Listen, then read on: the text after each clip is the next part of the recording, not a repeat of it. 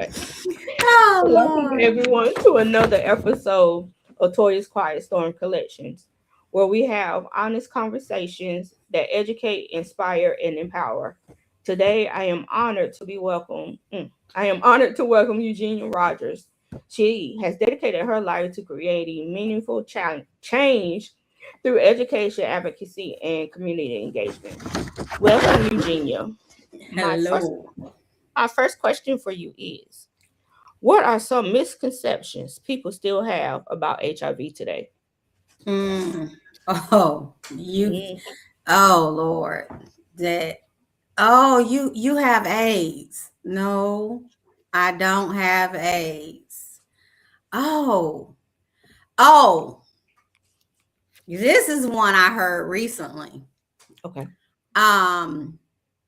We didn't have all these problems until the doctor started telling the women to stop dushing. Hmm? Yeah. Yeah. Um. Okay. What's another one? Baby, it just keeps going on. Like it just goes on and on. You know, Wow. That's yeah, a new one for me. yes, I haven't heard that one. I was shocked. I mean, mouth dropped. Like we have a lot of work to do. A lot of Yes, we work. do. Because I was very and and there are other misconceptions like people still think people can die like you get this and it's a death sentence and it is Right. not. Mm-mm. It only becomes a death sentence when you don't do what you need to do for yourself. You know what I'm Mm-mm. saying? And I mean, hey, I've been there. I've been there. I've been there with pill fatigue. I've been there with, the whole, like some days I'm just like, I'm just over it. Right. I'm over it. I'm Mhm. over it. I remember a time when I was, in the hospital and I was just like, you know what, I'm tired. I'm really, really tired. Like, and I was talking to God. I was like, if you come on and take me that right now, I'm good. The insurance paid up, the kids gonna be all right. Like, I'm tired. And I Right. was not kidding. I was dead serious. I was sitting there like this in the hospital, like waiting for something to happen, for something magical, for you know what I'm saying. You don't Mhm. know it didn't happen. But in terms of misconceptions, I would definitely say, yeah, people still think like it's a death sentence, and people, and one of the biggest things that I get, and I get this from a lot of males, Okay. um and what they say is, oh, you believe those doctors, you believe those scientists, they lying, like with the whole U equals U thing. Mm-hmm. Undetectable means untransmittable. Oh, that's not real. You believe them. I was like, well, let's see. I Right. was married and we had a whole lot of unprotected sex, and my ex-husband to this day still is not positive. And then someone said to me, well, how do you know he's not positive? Really? Right. I said, wow. Like, first of all, I've been to appointments with this man. He's been appointments with me. Like, you know what I'm saying? Come on, people. It's the imagination and the things that they come up with and the excuses. It's unbelievable to me. Right. And the crazy thing is, Toya, all of these excuses and all of this, it still does not push people, especially us in the African American Mm-hmm. community, to want to search out and maybe get on prep or find out the real truth, right? The truth, the information that could actually prevent a person from receiving a diagnosis of HIV. Right. Like, what can you do for yourself? You know what I'm saying? So instead of having these sidebar conversations that are not rooted and grounded in fact, you know, they'd rather ride this fictional wave and then still not do anything to help themselves. Crazy business. Definitely. You often say that education unlocks transformation. What does that phrase mean to you?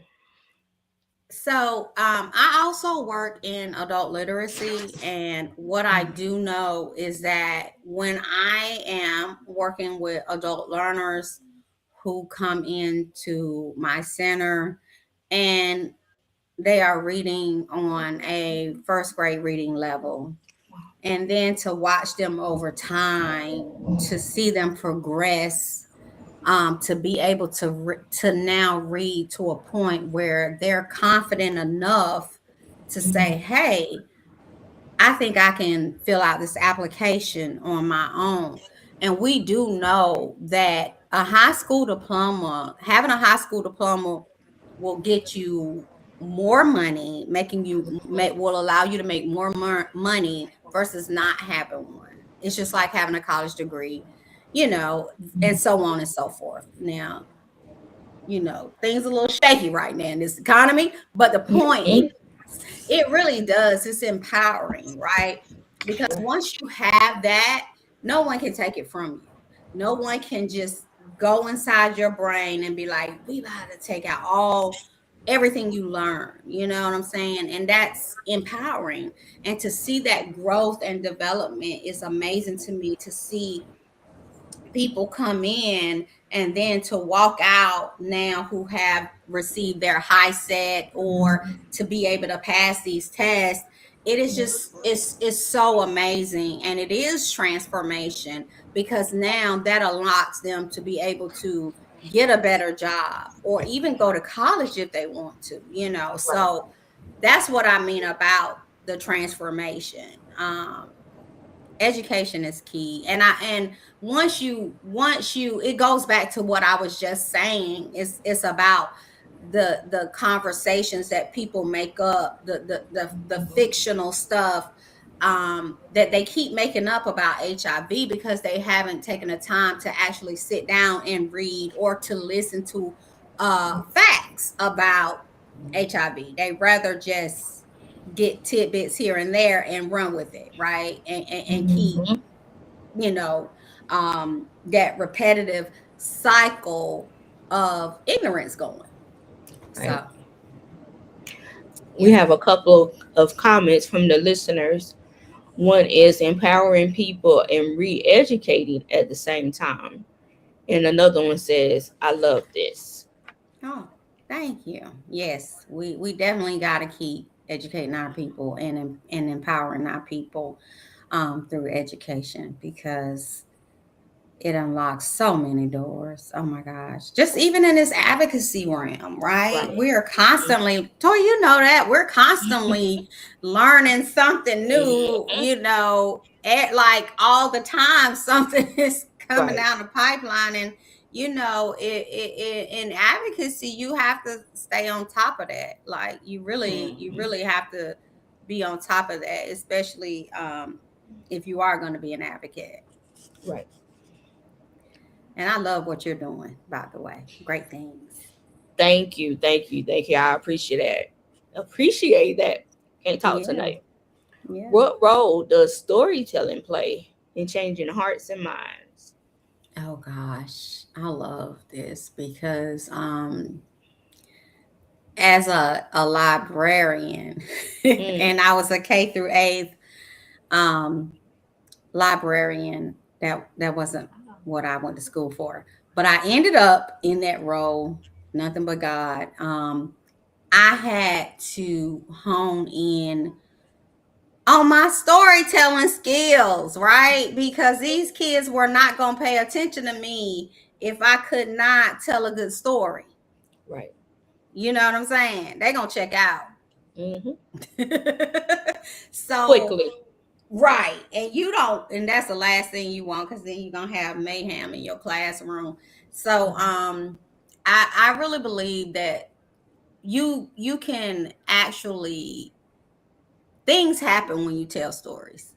You Mm, can um people can develop a sense of empathy. People can become educated through your story.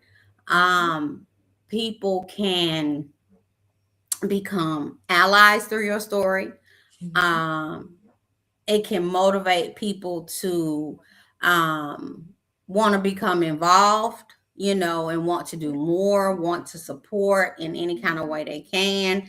So storytelling is huge, especially in this work, because also we use storytelling when it comes to getting funding, when we have to go talk to our legislators, right, and our congressmen and our senators, and because we need things done, and we have to we share our stories, and those stories are powerful. They're rooted in truth and who we are. So we are sharing a part of who we are with our audience, and that is not an easy feat, to be able to convey what you want your audience to know in a way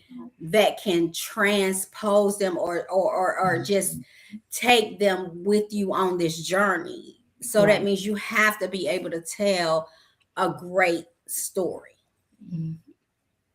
So yes, storytelling is very important. Very, very important. People take classes on storytelling. Yeah. Yes. What changes would you like to see in HIV advocacy over the next 5 years? Um, I would like to see the the agencies, the faith-based organizations, the CBOs, community-based organizations, the individuals that are doing this work. I would like to see more collaboration, right? I would like to see that, because you have people in the same city doing the same work, but are not working together, which to me makes no sense. Like, what are we doing? We, as a team effort, I feel like, and when we collaborate, we can reach more people together. Because at the end of the day, it is about educating our community, right?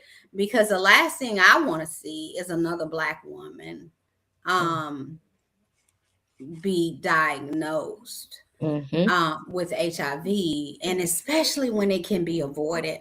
So at the end of the day, I would like to see more collaboration as it relates to that, and then I would like to see us. We know the things that are happening in government, like with all that has happened over the last couple of years, and a lot of CBOs, closed down. A lot of funding, and so I would love for us to learn how to be more self-sufficient, and learn how to go after more of the looking at the philanthropic ways to tap into to that money, because we know there are people out here with loan money, right? Especially now, they've made a lot of money within these last 2 years. Okay, with all these great tax breaks, they've made a lot of money, and at the end of the day, we need to be able to tap into those heartstrings and be able to, hey, you need to write us a check, and then you can go ahead on and put that on your taxes. So I think the thing for me, I would love to see more of that. I would love to see us less dependent on government, and looking more towards um, companies that can write a check, and with and just say, it's just the stroke of a pen for them. It's not even a second thought. they can write you a $250,000 check without blinking their eyes because that's nothing to them. You know what I'm saying? Right. That's what I'm looking for. That's, Right. and I'm crazy enough to believe that, you know what I'm saying, that it can happen. So It's not I have crazy. crazy faith. So, yeah, It's not crazy. It's being honest yeah, and real at the same time. right. But I know it can happen. It's just about how how do we tap into that? How do we get into those rooms? How do we make those connections and surround ourselves with people who have those kind of resources, or be able to meet those people who can introduce us to those people that have those resources. Right. Yeah. We have another comment.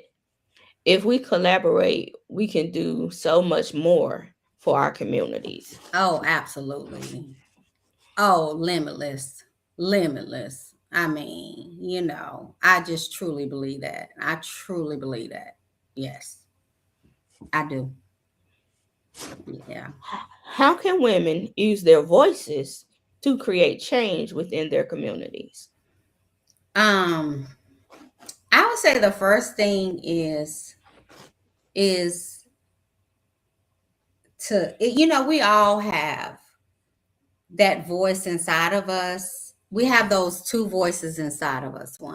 One that says, that encourage us to do it. We can do it. We can do it.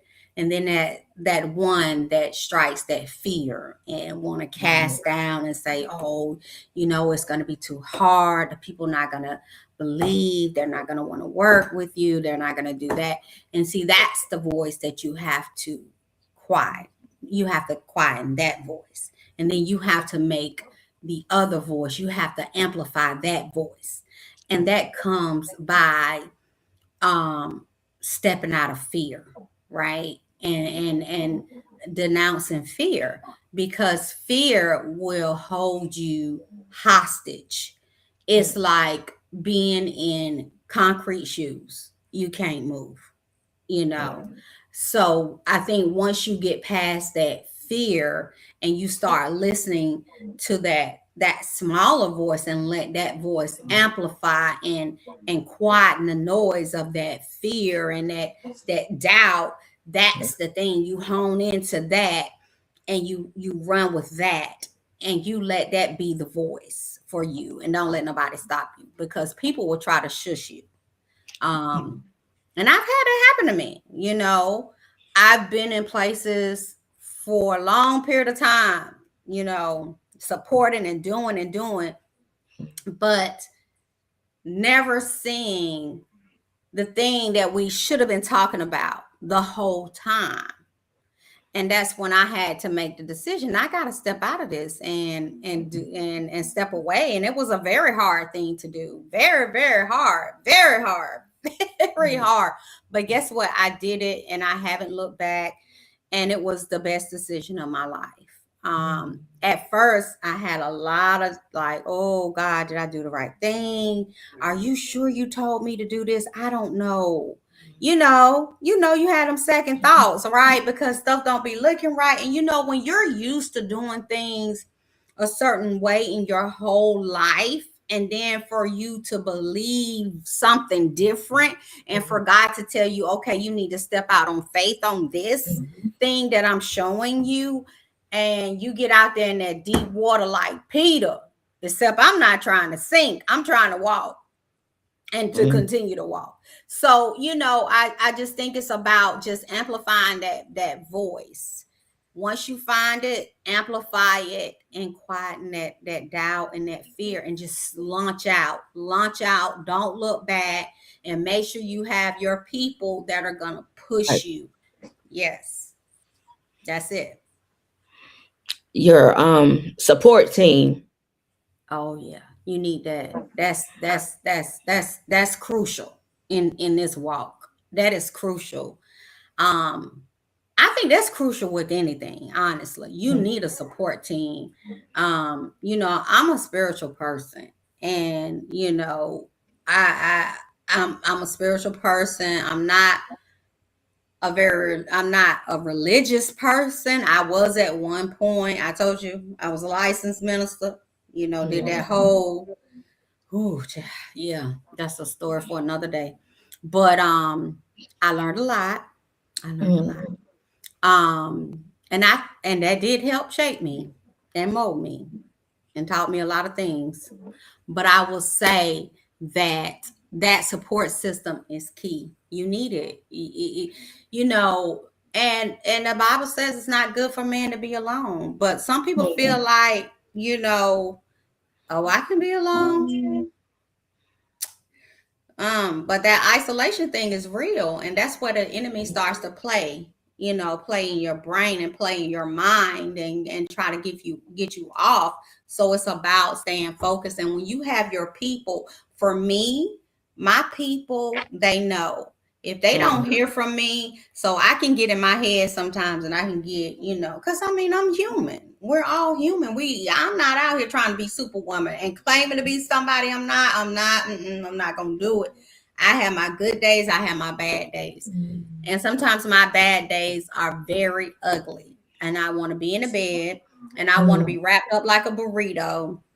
And I just want my remote in my hand. And I just want to flick through the channels and have my bottled water.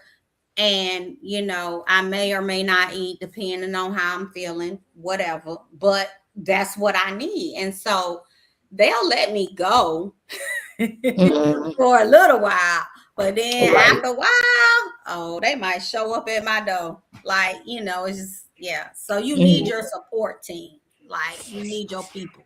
You need your people. Definitely. Yeah. Yeah. Definitely. Advocacy work can be rewarding but emotionally demanding. How do you protect your peace and practice self-care? Mm. Um. Ooh, how do I protect my peace? I protect my peace by not letting people come in and try to steal it. So I'm very adamant about that. I'm very adamant about that, because if stuff ain't acting right, it ain't doing right, it don't seem right. And if people coming in with the wrong intention, and that's where you need to have your, women, we have this thing, right? We have a intuition, right? We have, this thing that we have that can, like, hone in when we listen. It's when we turn it off, that's when we get in trouble. But and if it's not right, if it doesn't seem right, and if it's not bringing me peace, and if it's not edifying or uplifting, or bringing more or multiplying, and it's not, if it's coming to drain and take away from me, I'm cutting it off at the knees. I don't need it in my life. Yeah, because I can't. We know living positive means that you cannot be under a lot of stress, because HIV thrives off of stress. It thrives off of it. So what I will not tolerate is people bringing stuff into my life that I don't need, whether that's conversations, whether that's whatever it is. I don't want it. If it's not bringing me, if it's not uplifting, positive, yeah, just keep it away from me. I don't have time. Yeah. So that's what I do. And self-care, I believe in. So I was just repotting my plants. That relaxes me. Getting in the soil and the dirt. And then I like to sit on my back porch and just look at I have I love hummingbirds. They're my favorite. And I have a hummingbird feeder, and I just sit there and I look at the hummingbirds. And I can look at the hummingbirds for hours and just not think about anything, just look at the hummingbirds, right? So that, and then also I would say going on retreats, like, the one that's coming up soon, and being around like-minded individuals. And I feel like that's my recharge Mhm. too every year. It's such a wonderful time. So doing things like that, I love to go to the movies by myself. I'll go to dinner by myself. I'll go Right. get a massage. I'll go get a facial, whatever I need to do for me. And, that's within reason. I'm going to do it to bring me peace. So, Who has inspired or mentored you along the way? oh, ooh, let's see. Mm, I've had quite a few men. Well, not. So I would say one of my first positive mentors um, was my undergrad professor. One of my undergrad professors. I share my status with her, and I she actually invited me to speak at her church. Over 5,000 women. I wasn't ready at the time, and I ain't even gonna lie. I was like, "Yeah, I'm not ready. Let's circle back." Definitely ready now, but at that time I wasn't. Um, and so I think she definitely taught, was a great and still is a good mentor to me, especially when it comes to communication and understanding your messaging and you know what you putting out there for the world to see, right? So that I think she was one. Definitely. Um, my grandmothers, my mom, all of them women played. My aunts, they all played a major part in my life.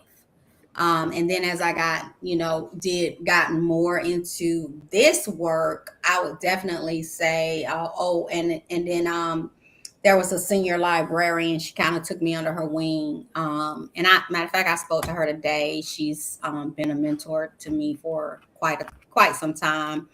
Um, Alicia definitely took me under her wing because she showed me a lot in this arena that I did not know about.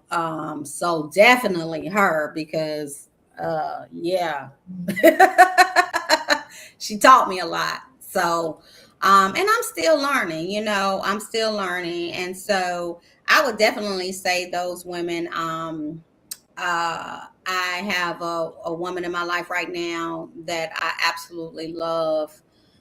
She's an older woman, and because I don't have a lot of older women in my life, like my mom, she's gone on, and my grandmothers, it means a lot to me to have those older women in my life. Because sometimes we just need to sit at the feet of the elders to learn, right? You know what I'm saying? We need to learn, and I think that's what's missing in society today. It's that, somewhere along the way there's a gap where people, our younger generation, they're not necessarily sitting at the feet of the elders. And then some of our elders don't want to be elders. You know what I'm saying? They still trying to go be with the young people. So, but I'm just grateful that, I have had some great mentors, and I pray that I am a great mentor to someone. You are. So, well, thank you. My last question for the night. What legacy do you hope to leave future generations? Mm, the legacy I hope to leave future generations. I would definitely say be fearless. Conquer Mm, your fears. You know what I'm saying? Don't let fear hold you back. I think fear has held me back a long time. Fear held me back from pursuing love, um, with my status.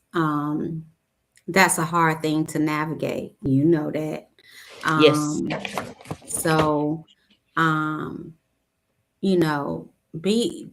Be fearless in everything you do, whether that's love, whether that's in your career, whether that's, you know, being an advocate, or, you know, just doing, you know, being the thing that you need to be, even in your family. If you need to be that voice of reason in your family, or that voice that brings your family back together, do it without fear, without compromise, without, do it with integrity, and do it with grace, of course, but be fearless.